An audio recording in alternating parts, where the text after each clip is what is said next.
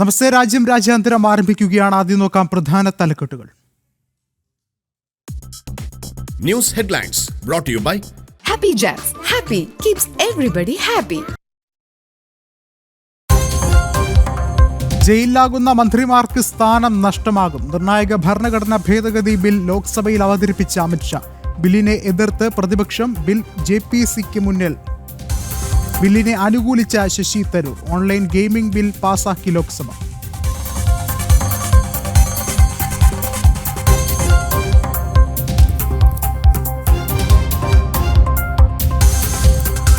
മഹാരാഷ്ട്ര തെരഞ്ഞെടുപ്പ് വോട്ട് വിവാദത്തിൽ CSDSന് നോട്ടീസ്. വ്യാജ പ്രചരണത്തിലൂടെ തെരഞ്ഞെടുപ്പ് കമ്മീഷന്റെ പവിത്രത നഷ്ടപ്പെടുത്താൻ ശ്രമിച്ചതായി Indian Council of Social Science Research. നടത്തിയത് ഗുരുതരമായ കുറ്റകൃത്യമെന്നും ICSSR. തെരഞ്ഞെടുപ്പ് അസാധുവാക്കണമെന്നുള്ള ഹർജി തള്ളി സുപ്രീം കോടതി.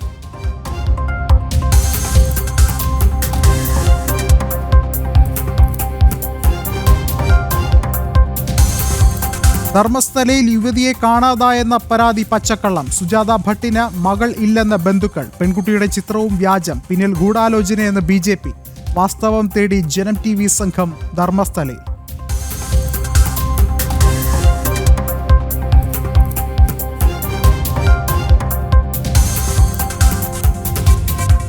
ഉപരാഷ്ട്രപതി തെരഞ്ഞെടുപ്പിൽ വിജയമുറപ്പിച്ച് NDA. CP രാധാകൃഷ്ണൻ നാമനിർദ്ദേശ പത്രിക സമർപ്പിച്ചു. സമർപ്പണം നരേന്ദ്രമോദിയുടെ സാന്നിധ്യത്തിൽ. ജസ്റ്റിസ് സുദർശൻ റെഡ്ഡി പത്രിക നൽകുക നാളെ.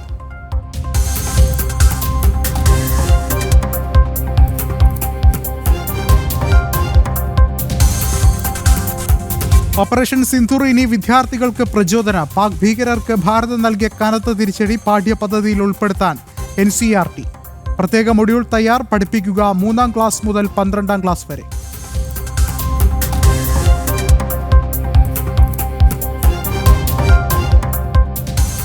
വിശദമായ വാർത്തകളിലേക്ക്. ജയിലിലായാൽ പ്രധാനമന്ത്രിക്കും മുഖ്യമന്ത്രിക്കും വരെ പദവി നഷ്ടമാകുന്ന ബില്ല് ലോക്സഭയിൽ അവതരിപ്പിച്ച് കേന്ദ്ര ആഭ്യന്തരമന്ത്രി അമിത്ഷാ. പ്രതിപക്ഷത്തിന്റെ പ്രതിഷേധ നാടകങ്ങൾക്കിടയിലായിരുന്നു ബില്ല് അവതരണം. പ്രതിപക്ഷം അതിരുവിട്ടതോടെ സ്പീക്കർ സഭയ്ക്കകത്ത് മാർഷൽമാരെ നിയോഗിച്ചു.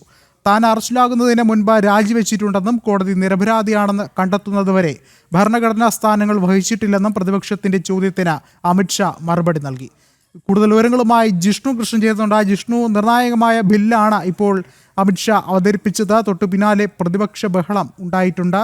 എന്തായാലും നിർണായകമായൊരു മറുപടി കൂടി തന്നെയല്ലേ ഇപ്പോൾ അമിത്ഷാ മുന്നോട്ട് വയ്ക്കുന്നത്?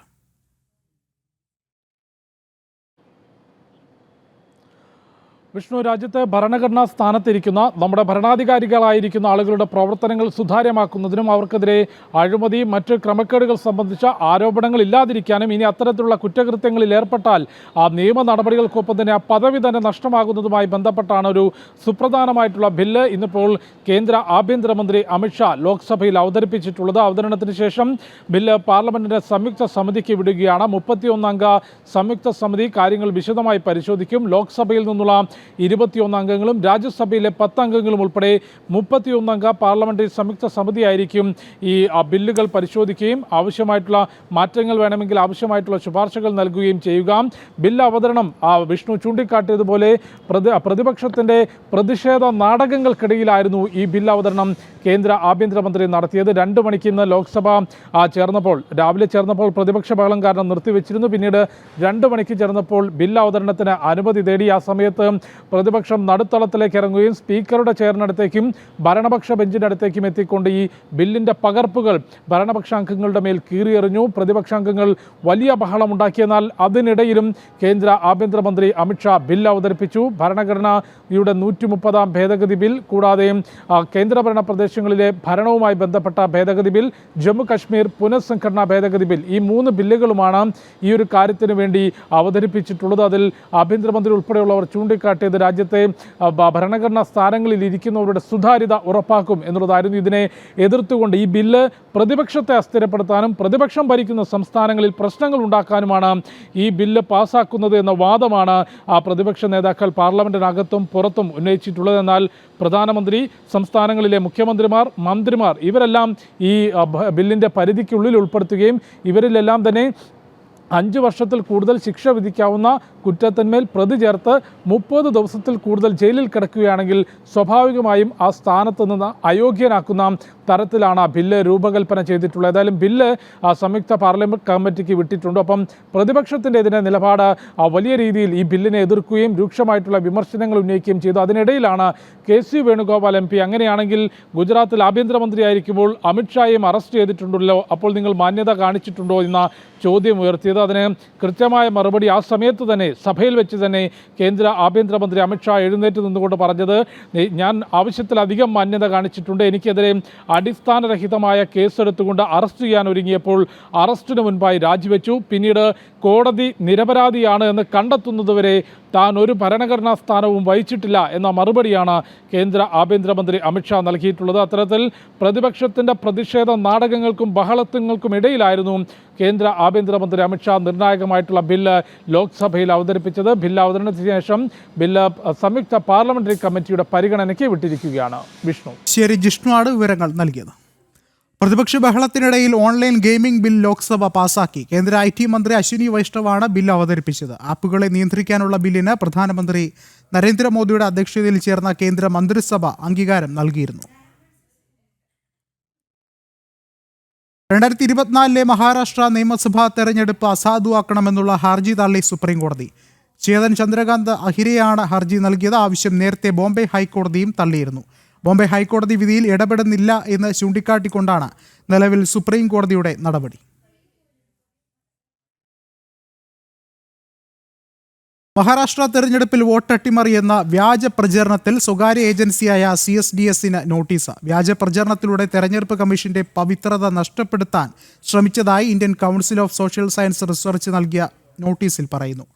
നടത്തിയത് ഗുരുതരമായ കുറ്റകൃത്യമാണെന്നും കേന്ദ്ര വിദ്യാഭ്യാസ മന്ത്രാലയത്തിന് പരിധിയിൽ വരുന്ന ICSSR ചൂണ്ടിക്കാട്ടി.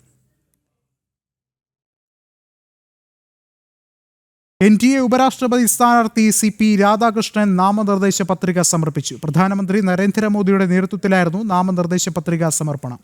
മുതിർന്ന കേന്ദ്രമന്ത്രിമാരും NDA നേതാക്കളും പത്രികാ സമർപ്പണത്തിന് സാക്ഷികളായി.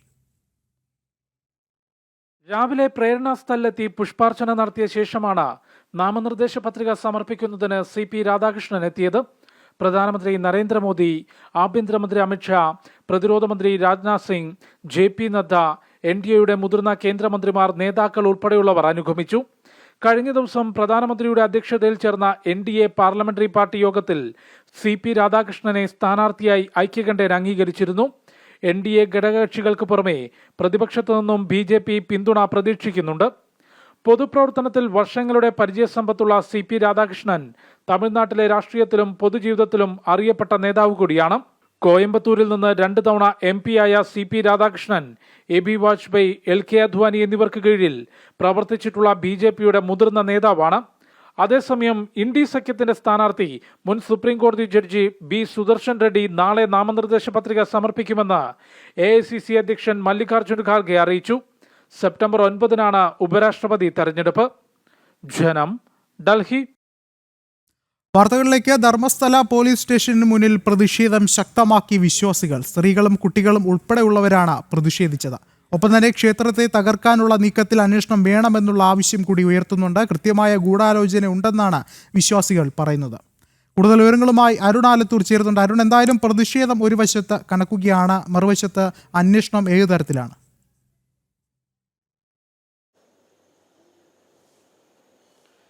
തീർച്ചയായിട്ടും ഈ ധർമ്മസ്ഥലയിൽ നിറം പിടിപ്പിച്ച കഥകൾക്കെതിരെ ശക്തമായ പ്രതിഷേധം തന്നെയാണ് ഉയരുന്നത്. ഇന്ന് വൈകിട്ടോടുകൂടെയാണ് വിശ്വാസികൾ ഈ പോലീസ് സ്റ്റേഷന് മുന്നിൽ പ്രതിഷേധവുമായി എത്തിയത്. സ്ത്രീകളും കുട്ടികളും ഒപ്പം വൃദ്ധരായ ആളുകളും ഉൾപ്പെടെയാണ് ഈ പ്ലക്കാർഡുകളും മറ്റുമൊക്കെ പിടിച്ച് ക്ഷേത്രത്തെ തകർക്കാനുള്ള നീക്കം അത് അംഗീകരിക്കാനാവില്ല, ഒപ്പം തന്നെ ഈ വിഷയത്തിലെ ഗൂഢാലോചന ഉൾപ്പെടെ കൃത്യമായി അന്വേഷിക്കണം എന്നുൾപ്പെടെ ആവശ്യപ്പെട്ട് ഇവർ പ്രതിഷേധിക്കുന്ന സാഹചര്യം ഉണ്ടായത്. മുദ്രാവാക്യം മുഴക്കിക്കൊണ്ടായിരുന്നു ഈ സ്റ്റേഷന് മുന്നിൽ നിന്ന് അവർ പ്രതിഷേധിച്ചത്. തുടർന്ന് പോലീസ് ഈ സ്റ്റേഷന് മുന്നിൽ നിന്ന് ഇത്തരത്തിൽ സ്റ്റേഷന്റെ കോമ്പൗണ്ടിൽ നിന്ന് പ്രതിഷേധിക്കുകയാണെങ്കിൽ കേസെടുക്കുമെന്ന് പറഞ്ഞതോടുകൂടി പ്രതിഷേധം അവർ ഈ സ്റ്റേഷന്റെ പുറത്ത് റോഡിലേക്ക് മാറ്റുകയും ചെയ്തു എന്നുള്ളതാണ്. ഏതായാലും പ്രധാനമായിട്ടും കഴിഞ്ഞ ദിവസങ്ങളിലൊക്കെ പുറത്തു വന്ന കാര്യമാണ്. അതായത് അന്വേഷണം നടക്കുന്നു, പല ഭാഗത്തായിട്ട് ഈ മുഖംമൂടി ധരിച്ച ആ ഒരു ശുചീകരണ തൊഴിലാളി എന്ന് അവകാശപ്പെടുന്ന കോൺട്രാക്ടർ, ആ കരാറുകാരൻ പലയിടത്തായിട്ട് കുഴിക്കാൻ പറയുന്നു. അവിടെയൊക്കെ ഒരുപാട് സ്ത്രീകളെ ബലാത്സംഗം ചെയ്തും മറ്റുമൊക്കെ കുഴിച്ചിട്ടിട്ടുണ്ട് എന്ന് അവകാശപ്പെടുന്നു. പക്ഷേ പിന്നീട് അവിടുത്തെ ആ കുഴി തോണ്ടി പരിശോധന നടത്തുന്നു. കർണാടക സർക്കാർ, അതായത് കോൺഗ്രസ് ഭരിക്കുന്ന കർണാടക സർക്കാരിൻ്റെ കീഴിലുള്ള അന്വേഷണ സംഘം, SIT പ്രത്യേക അന്വേഷണ സംഘത്തെയാണ് ഇതിനുവേണ്ടി നിയോഗിച്ചത്. അതിൽ തന്നെ ഈ ആരോപണം ഉന്നയിക്കുന്ന ആളുകൾ, ആ ആളുകൾക്ക് താല്പര്യമുള്ള ഉദ്യോഗസ്ഥരെ ഉൾപ്പെടുത്തിക്കൊണ്ടാണ് ഈ SIT ടീം രൂപീകരിച്ചത്. ആ SIT ടീം പരിശോധന നടത്തിയതിൽ നിന്നും അവിടെ യാതൊന്നും കണ്ടെത്താൻ കഴിഞ്ഞില്ല എന്ന് മാത്രമല്ല, പിന്നീട് അവർ ഈ മുഖംമൂടി ധരിച്ച ആളെ ചോദ്യം ചെയ്തതിൽ നിന്നും ഈ മുഖംമൂടി ധരിച്ച വ്യക്തിക്ക് പുറത്തുനിന്ന് പലതരത്തിൽ ആളുകൾ പറഞ്ഞു കൊടുത്ത രീതിയിൽ താൻ പറഞ്ഞതാണ്, അതിൽ ഉപരി ഇതെല്ലാം താൻ പറഞ്ഞതൊന്നും സത്യമായ കാര്യമല്ല എന്ന് ഈ ആരോപണം ഉന്നയിച്ച വ്യക്തി തന്നെ തുറന്നു സമ്മതിക്കുന്ന സാഹചര്യവും ഉണ്ടായിട്ടുണ്ട്. ഈ പശ്ചാത്തലത്തിലാണ് ഇത് ആരുടെയൊക്കെ ഒരു തിരക്കഥയുടെ ഭാഗമാണ്. ക്ഷേത്രത്തെ തകർക്കുന്നതിന് വേണ്ടി, പ്രത്യേകിച്ച് ഈ ധർമ്മസ്ഥല എന്ന പ്രദേശത്തെ നോക്കുമ്പോൾ അവിടുത്തെ ഈ പ്രദേശത്തെ ജനങ്ങൾ ഒന്നടങ്കം അവർക്ക് ഏതെങ്കിലും വിദ്യാഭ്യാസ കാര്യങ്ങൾക്കാണെങ്കിലും തൊഴിലിനാണെങ്കിലും മറ്റുമൊക്കെ വലിയ ആശ്രയമാവുന്നത് ഈ ഒരു ക്ഷേത്രവും ക്ഷേത്രത്തിൻ്റെ അധികൃതരുമാണ് എന്നുള്ളതാണ്. അത്തരത്തിൽ ക്ഷേത്രത്തിൽ നിന്നും ക്ഷേത്രത്തിൻ്റെ അധികാരികളിൽ നിന്നുമൊക്കെ തങ്ങൾക്ക് എപ്പോഴും ഗുണം മാത്രം ഉണ്ടാവുന്ന ഒരു പ്രദേശം, ആ പ്രദേശത്തെ പറ്റി ഇത്തരത്തിലുള്ള പച്ചക്കള്ളങ്ങൾ പറഞ്ഞ പശ്ചാത്തലത്തിലാണ് അവർ ആ പ്രതിഷേധവുമായിട്ട് രംഗത്തെത്തിയിരിക്കുന്നത്. അതായത് ആദ്യഘട്ടത്തിൽ ജനങ്ങൾക്ക് തന്നെ വലിയ ഒരു ഞെട്ടലായിരുന്നു ഈ വിഷയം ഉണ്ടാക്കിയിരുന്നത്. പക്ഷേ അതിനുശേഷം ഈ ഓരോ കള്ളങ്ങളായിട്ട് ഇങ്ങനെ പുറത്തു വന്ന സാഹചര്യത്തിൽ, അതായത് ആദ്യം ഈ മുഖംമൂടി ധരിച്ച വ്യക്തി പറഞ്ഞ കാര്യങ്ങൾ തന്നെ പച്ചക്കള്ളമാണെന്നുള്ളത് ഒരു വശത്ത് പുറത്തു വന്നു. മറുവശത്താണെങ്കിൽ ഒരു സ്ത്രീ തൻ്റെ മകളെ കാണാനില്ല എന്ന് പറഞ്ഞുകൊണ്ട് സുജാത ഭട്ട് എന്ന സ്ത്രീ രംഗത്ത് വരുന്നു. പക്ഷേ ആ സ്ത്രീക്ക് മകൾ തന്നെ ഇല്ല, അങ്ങനെ ഒരു മകൾ തന്നെ ഇല്ല എന്നുള്ള വിവരങ്ങൾ ഉൾപ്പെടെ പുറത്തു വന്നിരിക്കുന്ന ഈ പശ്ചാത്തലത്തിലാണ് ഇതിൻ്റെ ഗൂഢാലോചനയും മറ്റു കാര്യങ്ങളിലും ഒക്കെ വിശദമായ അന്വേഷണം നടത്തണം എന്നാവശ്യപ്പെട്ടുകൊണ്ട് വിശ്വാസികൾ രംഗത്തെത്തിയിരിക്കുന്നു. ഇന്നിപ്പോൾ ഈ ധർമ്മസ്ഥലയിലെ വിശ്വാസികളല്ല, ധർമ്മസ്ഥലയിൽ നിന്നും ഏകദേശം 10-30 കിലോമീറ്റർ അപ്പുറത്ത് നിന്നുള്ള വിശ്വാസികളാണ് ഈ പോലീസ് സ്റ്റേഷനിലേക്ക് എത്തിയത്. അങ്ങനെ ഓരോ നാടുകളിൽ നിന്നും, അതായത് ഈ ക്ഷേത്രത്തിലെ ഡിവോട്ടീസ് ആയിട്ടുള്ള വിശ്വാസികളായിട്ടുള്ള വിവിധ നാടുകളിൽ നിന്നുള്ള ആളുകൾ ഈ വിഷയത്തിൽ പ്രതിഷേധം ഉയർത്തിക്കൊണ്ട് ധർമ്മസ്ഥലയിലേക്ക് ഓരോ ദിവസവും എത്തിക്കൊണ്ടിരിക്കുന്ന ഒരു കാഴ്ചയാണ് കാണാൻ സാധിക്കുന്നത്. കഴിഞ്ഞ ദിവസങ്ങളിലൊക്കെ സമാന രീതിയിലുള്ള പ്രതിഷേധം ഉയരുന്ന സാഹചര്യം ഉണ്ടായിരുന്നു. ചിലപ്പോൾ മലയാളത്തിലെ മാധ്യമങ്ങളൊന്നും ഇത് റിപ്പോർട്ട് ചെയ്യുന്നില്ല. ഇത്തരത്തിൽ വിശ്വാസികളുടെ ഭാഗത്തു നിന്നൊരു പ്രതിഷേധം ഉണ്ടാകുമ്പോൾ അത് കൃത്യമായിട്ട് ഇതുവരെ മലയാള മാധ്യമങ്ങളിൽ ഒന്നും തന്നെ റിപ്പോർട്ട് ചെയ്തിട്ടില്ല. പക്ഷേ നമ്മളുടെ സ്ക്രീനിൽ അത് കൃത്യമായിട്ട് തന്നെ കാണാൻ സാധിക്കും. ശബരിമലയിലൊക്കെ വിശ്വാസികൾ പ്രതിഷേധിച്ചപ്പോൾ അതിനെ പലതരത്തിൽ വളച്ചൊടിച്ച ഒരു കാഴ്ചയൊക്കെ നമ്മൾ കണ്ടതാണ്. പക്ഷേ ഇവിടെ അതേ രീതിയിൽ വിശ്വാസികളുടെ പ്രതിഷേധം പലരും കണ്ടില്ലെന്ന് നടിക്കുന്നുണ്ട്. പക്ഷേ കൃത്യമായിട്ട് തന്നെ വിശ്വാസികൾ അവരുടെ പ്രതിഷേധം അറിയിക്കുന്നു. വിഷയത്തിൽ വിശദമായ അന്വേഷണം വേണമെന്നുള്ള ആവശ്യമാണ്. മാത്രമല്ല, കോൺഗ്രസ് ഭരിക്കുന്ന കർണാടക സർക്കാരാണ് BJPക്കോ അല്ലെങ്കിൽ മറ്റേതെങ്കിലും സംഘപരിവാറിനെയൊക്കെ ബന്ധപ്പെടുത്താനൊക്കെ കൊണ്ടുപിടിച്ചുള്ള ശ്രമങ്ങൾ സ്വാഭാവികമായിട്ടും ഉണ്ടാവേണ്ട ഒരു കാര്യമാണ്. അതുകൊണ്ട് തന്നെ സിദ്ധരാമയ്യെ പോലുള്ള ആളുകളൊക്കെ എപ്പോഴും ഇടത് ജിഹാദി താല്പര്യങ്ങൾക്ക്, പ്രത്യേകിച്ച് ജിഹാദി താല്പര്യങ്ങൾക്ക് അനുകൂലമായി പ്രവർത്തിക്കുന്ന വ്യക്തിയാണെന്നുള്ള ആക്ഷേപം പലപ്പോഴും നിലനിൽക്കാറുണ്ട്. അങ്ങനെയുള്ള സാഹചര്യത്തിൽ ഈ വിഷയത്തിൽ യാതൊരു തുമ്പും ലഭിക്കാതെ ഈ സിദ്ധരാമയ്യയുടെ നേതൃത്വത്തിലുള്ള സർക്കാർ തന്നെ, അതിൽ തന്നെ DK ശിവകുമാർ ഉൾപ്പെടെയുള്ള ആളുകളൊക്കെ ഇതിൽ ഏതൊക്കെയോ ഗൂഢാലോചനയുണ്ട് എന്നുള്ള കാര്യം തുറന്നു പറയുന്നുണ്ട്. അതായത് ഇത് BJPയോ അതല്ലെങ്കിൽ ഇവിടുത്തെ വിശ്വാസികളോ മാത്രമല്ല, DK ശിവകുമാറിനെ പോലുള്ള കോൺഗ്രസ് നേതാക്കൾ തന്നെ പറയുന്നുണ്ട് ഇതിൽ കൃത്യമായ ഗൂഢാലോചനയുണ്ട് എന്നുള്ളത്. ആ സാഹചര്യത്തിൽ കൂടെയാണ് വിശ്വാസി സമൂഹം അതിൽ വിശദമായ അന്വേഷണം വേണമെന്നൊരു ആവശ്യവുമായിട്ട് പ്രതിഷേധവുമായിട്ടൊക്കെ പോലീസ് സ്റ്റേഷന് മുന്നിൽ തന്നെ രംഗത്തെത്തിയിരിക്കുന്നത്. ശരി, ധർമ്മസ്ഥലയിൽ നിന്നും അരുൺ ആലത്തൂരാണ് വിശദമായ വിവരങ്ങൾ പങ്കുവച്ചത്. വാർത്തകളിലേക്ക്. ഭാരതത്തിലെ നിരപരാധികളായ സ്ത്രീകളുടെ സിന്ദൂരം മായ്ച്ച പാകിസ്ഥാൻ ഭീകരർക്ക് ഭാരതം നൽകിയ തിരിച്ചടി ഇനി വിദ്യാർത്ഥികൾക്ക് പ്രചോദനമാകും. ഓപ്പറേഷൻ സിന്ദൂറിനെ കുറിച്ചുള്ള പ്രത്യേക മൊഡ്യൂൾ NCERT പുറത്തിറക്കി. 3ാം ക്ലാസ് മുതൽ 12ാം ക്ലാസ് വരെയുള്ള വിദ്യാർത്ഥികൾക്കായാണ് പ്രത്യേക മൊഡ്യൂൾ പുറത്തിറക്കിയത്. ഏപ്രിൽ 22-ന് ജമ്മു കാശ്മീരിലെ ശാന്തസുന്ദരമായ പഹൽഗാമിൽ കൂട്ടനിലവിളികൾ ഉയർന്നത് നിമിഷനേരം കൊണ്ടായിരുന്നു. മതഭ്രാന്തരായ പാക് ഭീകരർ കൊന്നൊടുക്കിയത് നിരപരാധികളായ 26 പേരെ. ആക്രമണം നടന്ന് 15ാം നാൾ കനത്ത തിരിച്ചടി ഓപ്പറേഷൻ സിന്ദൂറിലൂടെ ഭാരതം നൽകി. ആ സൈനിക നടപടി ഇനി 3ാം ക്ലാസ് മുതൽ 12ാം ക്ലാസ് വരെയുള്ള വിദ്യാർത്ഥികളും പഠിക്കും.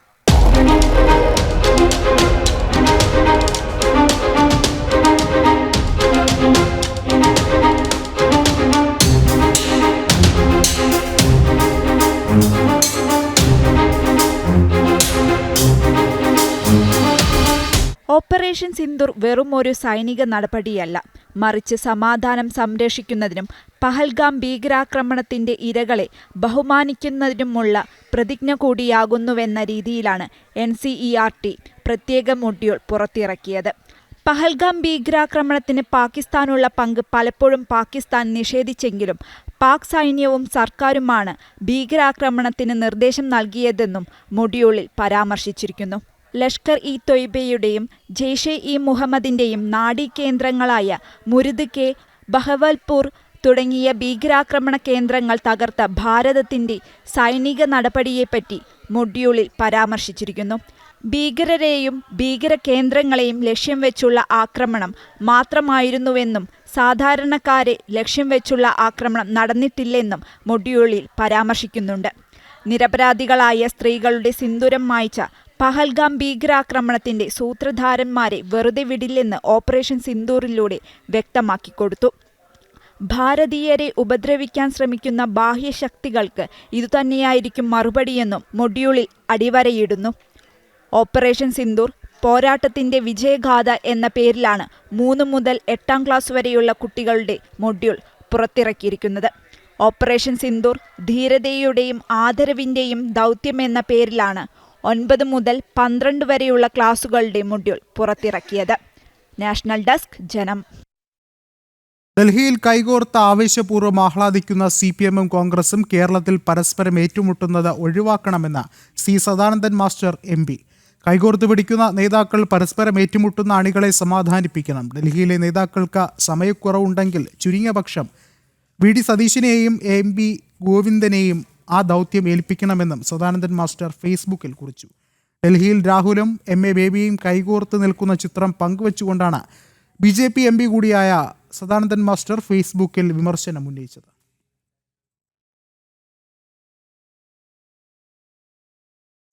ബുള്ളറ്റിൻ പൂർണ്ണമാവുകയാണ്. നമസ്തേ.